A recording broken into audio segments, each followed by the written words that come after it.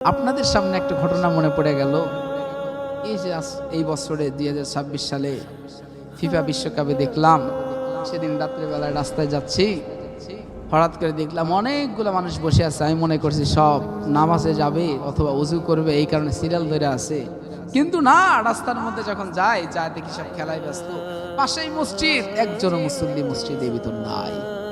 তোমরা খেলা নিয়ে ব্যস্ত আছো, তোমরা আর্জেন্টিনা, ব্রাজিল নিয়ে, জার্মানি নিয়ে, ফ্রান্স নিয়ে তোমরা খেলা নিয়ে ব্যস্ত। তোমার কোন প্রিয় দল সেগুলো নিয়ে ব্যস্ত। তোমার নামাজ চলে যায়, তোমার নামাজের কথা মনে পড়ে না। তোমার দিন চলে যায়, তোমার নামাজের কথা মনে পড়ে না। তুমি কোন নেতার, তুমি কার সাপোর্টার হয়েছো, কোন নেতার সাপোর্টার হইলা? যেই নেতা ছিল তোমার বেঈমান, যেই নেতা নাস্তিক। তুমি আর্জেন্টিনার ভক্ত, তুমি অর্থ আর্জেন্টিনা নাস্তিক। তুমি ব্রাজিলের ভক্ত, সেও নাস্তিক। তুমি কার সাপোর্টার হও? তুমি যদি তোমার আদর্শকে মানো, তাহলে আল্লাহর নবীকে আদর্শ হিসেবে মেনে নাও।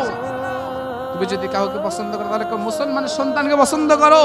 তুমি যদি কাউকে তোমার আইডল হিসেবে মেনে নাও, তাহলে তুমি একজন আলেমকে পছন্দ করো। কিন্তু তুমি তা না করে মসজিদের পাশে বসে বড় একটা প্রজেক্টর লাগায়া তোমার কোন দল পছন্দ সেই দলকে নিয়ে বিজি আছো। রাত 4টা বেজে গেছে, তাহাজ্জুদের টাইমে তুমি নামাজের যাও না, তুমি মসজিদে যাও না, ফজরের নামাজ চলে যায়, তুমি নামাজ পড়ো না, অথচ তুমি খেলায় ব্যস্ত। এই হিসাব কিন্তু কাল কিয়ামতে তুমি দিতে পারবে না। তাই তোমার পায়ে ধরে বলি, ও যুবক ভাই আমার, ও মুরব্বী বাবাজিরা আমার, আজকের এই জুমার দিনে আপনাদের পায়ে হাত দিয়ে বলি, যুবক ভাইদের পায়ে হাত দিয়ে বলি, আপনাদেরকে সবাইকে পায়ে হাত দিয়ে বলি, আপনারা আর কখনো নামাজ ছেড়ে দিয়েন না, আর কখনো গুনাহের মধ্যে যায়েন না। যদি আপনি কাউকে সাপোর্ট করা দরকার থাকে, কাউকে যদি আপনার আইডল বানাতে মন চায়, তাহলে আল্লাহর নবীকে বানান, উলামায়ে কেরামকে বানান, যারা আল্লাহর পথে থাকে তাদেরকে বানান। অবশ্যই তাদের দ্বারা আপনার ফল কিছু ভালো হবে।